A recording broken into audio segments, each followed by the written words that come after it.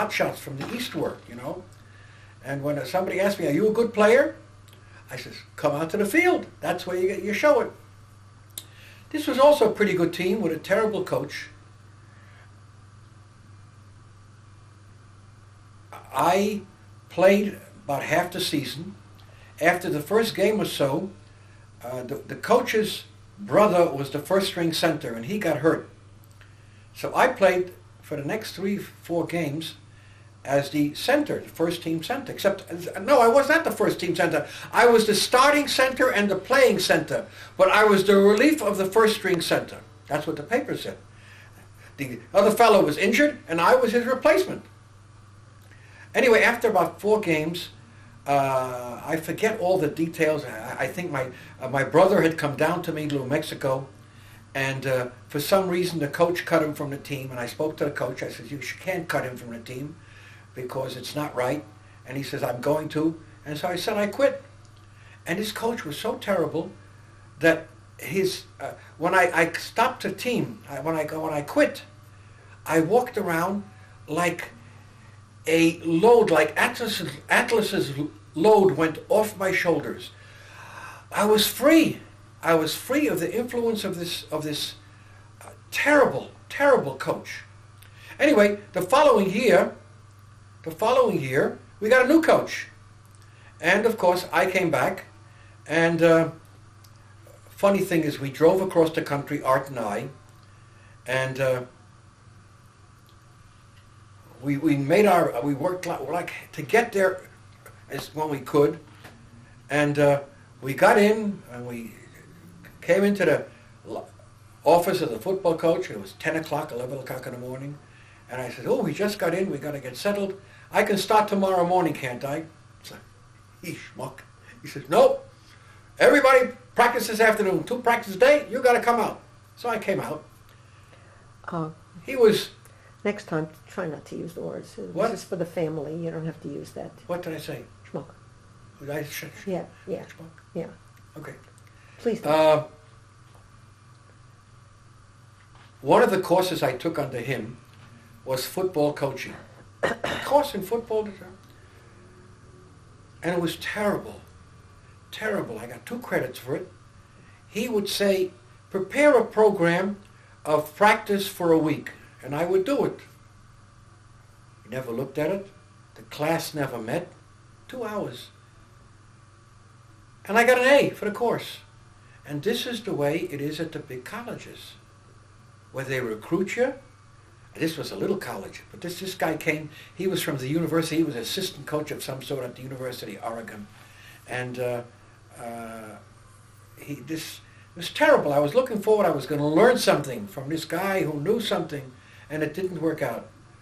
So I finished there. About the 4th game, I got clipped from the side and the back, and I went sprawling and I screamed. My knee was hurt. I had a torn ligament, torn cartilage. And I finished the year that way without playing very much. I forgot, the game before that was very interesting. We played in the University of New Mexico, up in Albuquerque, a crowd of about 15,000, 20,000 people, and I was having a pretty good day. I'm sorry, this was the previous year, I beg your pardon, but I was having a pretty, of course Al Teamy was still on the team. Al Teamy was a good friend of Art's and I. He went on to West Point, became a cadet there. I don't know what happened to him. And I was having a pretty good day. I was making a lot of tackles. And all of a sudden, I made a tackle, rolled over to the edge of the outside of the field, and I couldn't move. My muscles, my calf muscles on both legs were like rocks. Like rocks. And I started laughing. I thought it was the funniest thing that ever happened, because I wasn't hurt. And the coach comes out there, and a trainer comes out there, and they started massaging my legs. Whether it took 2 minutes or 4 minutes, I don't know. Meanwhile, the people in Las Cruces, where New Mexico A&M was, heard on the radio that I was on the sidelines. I was laying out. They thought I was really hurt. And I'm laughing because all it was the muscles. Back to Anyway, when you were clipped after your... no, clipped. That was in the Yeah, I next know. year. Next year. Can't say that. That basically ended my football playing days, except for a number of years later. Now we're talking about, I was in Boston University, I played 46. In University, in New Mexico Aggies, I played 47 and 48. And that was my end of my playing. But in 1953, an amazing thing happened. I'd been in contact with our college football coach, Tony Cavello. Whatever. All of a sudden, I get a phone call. Come on down here. I want you to help me assistant coach. Whatever job was I working in a bank, I think, or whatever. I don't remember. I quit in 2-3 days. My mother and I were living in this apartment in Queens, and I took a train down there, and I became assistant coach and equipment manager. I was in charge of the equipment. Now, in order to be a coach in a high school, you had to have an education degree. So I started taking a couple of courses at the University of Arizona at Tempe. The courses, education courses. 2 courses, and here I was assistant coaching, and this Cavello really knew. He was a good coach. But one very interesting story. He tells me, he says, every coach has to have one person on his staff. You can have 5 or 6 or 7 assistant coaches. You have the one person on the staff that you can trust. Because he has to watch the head coach's back. Because the normal thing in football and basketball and any other sport is that if the head coach gets fired, one of the assistants moves up. And so assistants generally wield sharp knives. So we had 2 other assistants on that team. That was me. And he says to me one day, he says, you know, what I want you to do, I want you to be friends with them. And I want you to find out what they're saying and what they're doing and let me know. I must remind you, 1953 was the height of McCarthyism. The idea of spying and squealing on somebody was so abhorrent, so against everything that I ever could possibly think of. And I looked at him, I says, I'm sorry, I can't do that. Anyway, I waited to the end of the football season, and in December, I got in a car. In Phoenix, Arizona, where I was, you had to have a car. There was 150, 200,000 people, but there were no buses. You had to have a car. There was no thing, and everything's suburban. There was no center. Nothing is more than 1 story high. Maybe a building here and there, but everything was ranch style. I finished my football. I ended football. I got to say, I had only 2 decent coaches. This coach in high school was a marvelous coach. He taught me everything that was necessary in fundamentals. No other coach ever expanded on the knowledge that he gave me. The rest was experience that I learned. And this Cavello was a good thinker and a coach. He was a good thinking coach. He knew he was an organizer. One last thing about Phoenix, 1953, McCarthyism. There's a road between Phoenix and Tucson. I forget, is it 50, 70, 80 miles? I forget already. And right in the middle, there was a major field, 200-300 yards each way, with barbed wire and what looked like watch-out towers. Coming from a left-wing background, I says, my God, that's a concentration camp that's going to be. It never was, and maybe I'm all wrong. But with that, I ended my football career. Did you ever get in touch with any of the people that you played with outside of Hurton? Sure. From football in general. There's a story about Terry Callahan. Yeah. First of all, make it short. You're already Callahan, 36, 36 Callahan, of course, and I went down to New Mexico. We played in Europe together. Hurton had been with us. That's one of the reasons Callahan had been in touch with Hurton. That's not the reason we went down there, but so we were there.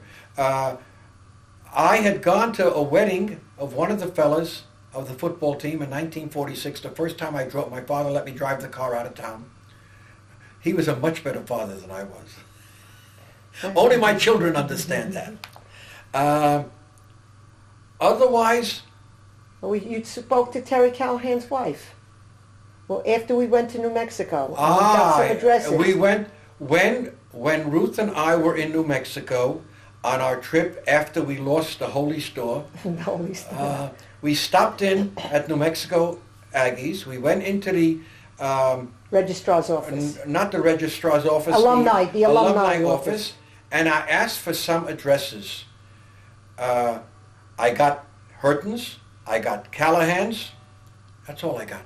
You had somebody else too. That other guy. John Jacobs? No. John Jacobs you got from Hurton. Anyway, when we got back to Leah's house... No, we weren't. We traveled, and when we got back to Leah's house, I called Jack Hurton by telephone, and we reestablished contact. And I tried to call Callahan. I couldn't, and when I asked Hurton about him, he said he was dead. And then what hurt me more... Who did you call in California? Oh, Fletcher. Fletcher. When we were in Disneyland... Yeah, you looked up Fletcher. I looked up Fletcher. He was in San Diego. I looked up his name. He still lived the same place, Wendy Way. And I spoke to his wife, and he was dead. I said, gee, and how's his son, Johnny? I says, he had a son he was so proud of. He says, Johnny was a policeman, and now he's upstairs. He had some debilitating whatever sclerosis of something or other. But about Callahan, what upset me, Hurton says, yeah, he died, he was a drunk. An alcoholic, yeah. An alcoholic. Yeah. And I tell you, through the years, there was a kesha that I felt for Callahan. Oh, digression. The last year I was at university, I went back to university in 1950, in spring, fall of 50 to 51, to finish my degree. I'd had my credits. I had credits for my degree from Boston University, from University of Missouri, from New Mexico A&M. I took a summer course at Rhode Island degree State. You couldn't get in one place. I went to Rhode Island State, and here I had to go back one last semester to New Mexico to finish up. I got credit for all these things. In addition to which, because I was in the Army, they gave me 8 credits for ROTC. Anyway, we go back there. And the coach that's there is the one that I left back when I got hurt. And the Callahan and I, and one of the major faculty members interested in sports, Dr. Earl Walden, a mathematician apparently that was on a world level, but his wife had serious sickness, so for that reason he was in a little cow college. We decided we want to get rid of this coach. And we started getting all kinds of information how we can get rid of him. Now, Dr. Walden was at the university, and he was related to all kinds of things. I was in the student body, but I was in contact with here and there. And Callahan was in El Paso. He had graduated, by the way, was considered one of the top graduates ever from New Mexico, even though he averaged about 70. He was a C student, but he was a... And we started getting tidbits, and we'd meet once or twice a week and pass information. The cabal of the puzzle, and not the puzzle. It was what I imagine what the FBI what FBI theoretically does, gets all kinds of bits of information, and they fit it together and they explain. Anyway, the football. I left New Mexico when I graduated at the end of January of '51. The football coach was still there. Within several months, he was gone. And you know who came in as coach? Dr. Walden got him in. My good friend Tony Cavello. And for some reason, Tony and I were we never really wrote each other. I don't know what happened. Okay, Mr. K, I think this is... That's the end of my football 42 minutes of... blah, blah. For today, the 19th of December, 2001. Did you put blah, blah on that thing? I certainly did. Oh, Goodbye. My. Get on a cleaning cassette. What the fuck is going on here? What in heaven's name is this? Okay, sweetheart. Okay, bye-bye.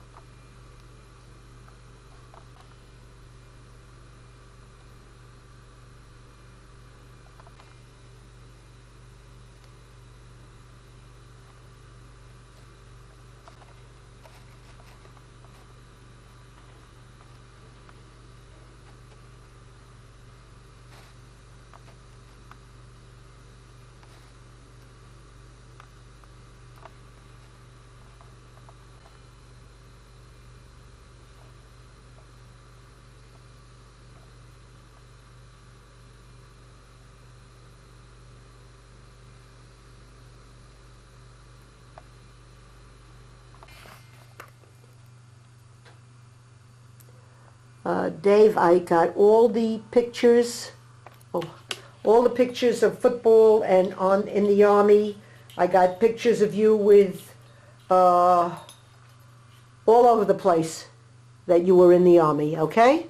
So I'm not going to edit this, but there's pictures of you and your brother in football and all the football pictures. And My brother? with your brother in the same team. I have you.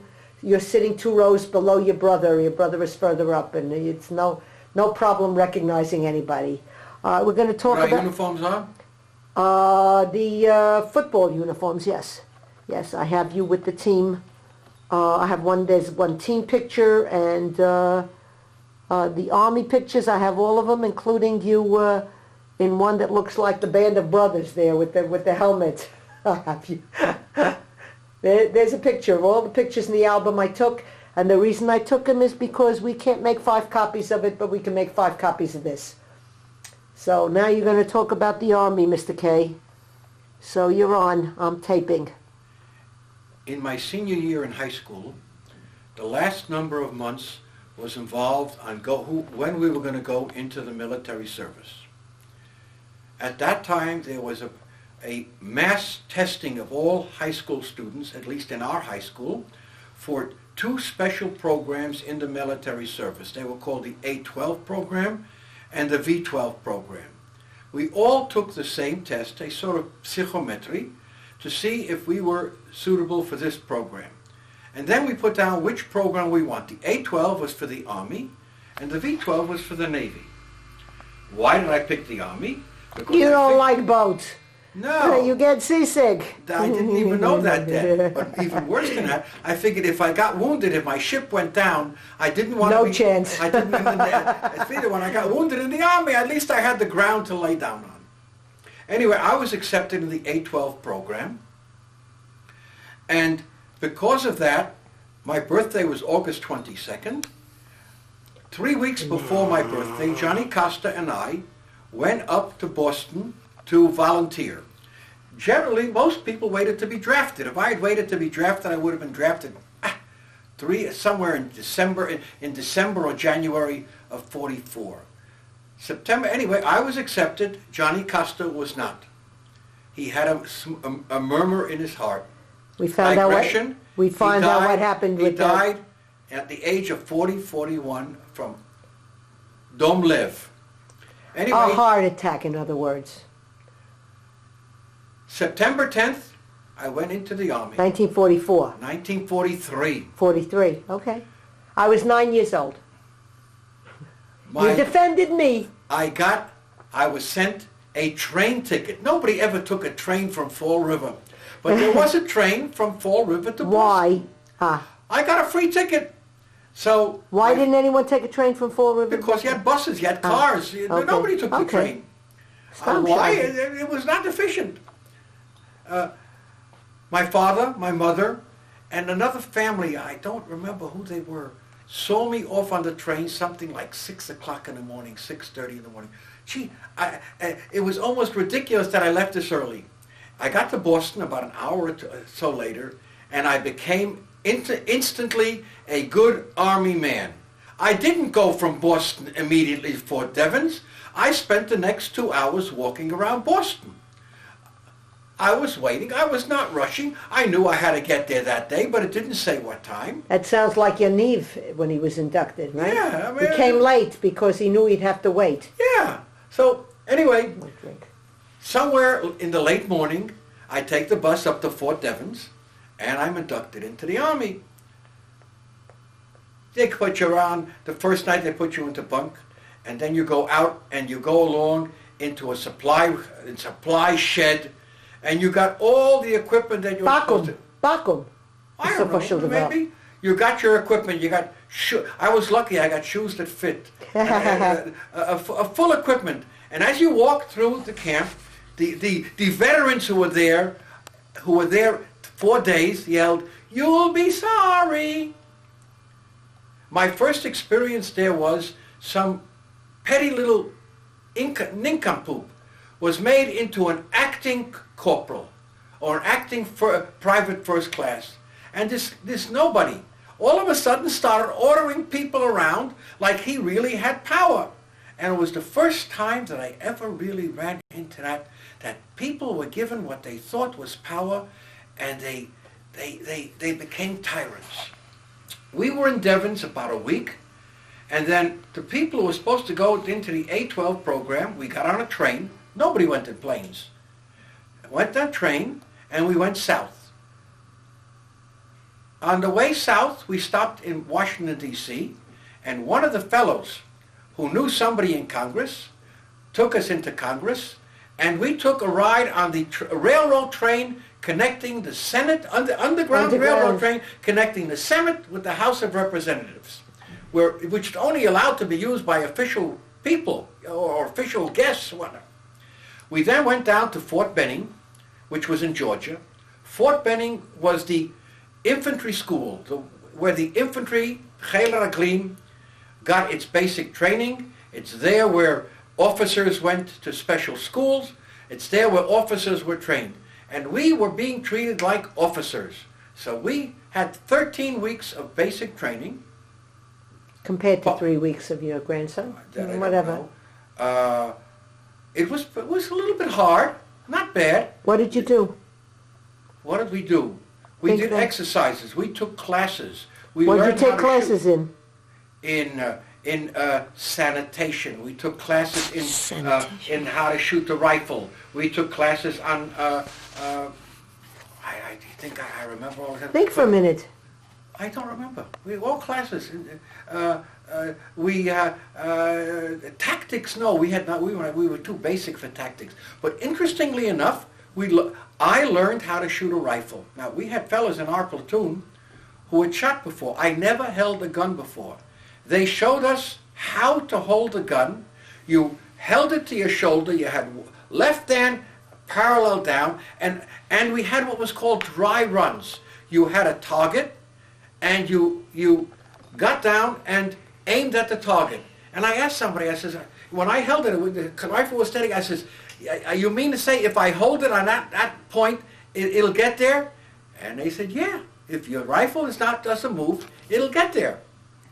And being a Yeki, when they said, hold your arm perpendicular under the rifle, put your elbow against such and such, I did it. Finally, we had to go out and went to the field. The first time I lived in tents out in the field, and we went to the firing range for 3-4 days in a row. And our sergeant, we had a company of about 200 men, not 150 men. Our sergeant says, I'm going to give $10 to the best shot. And you know who the best shot was? I won the $10.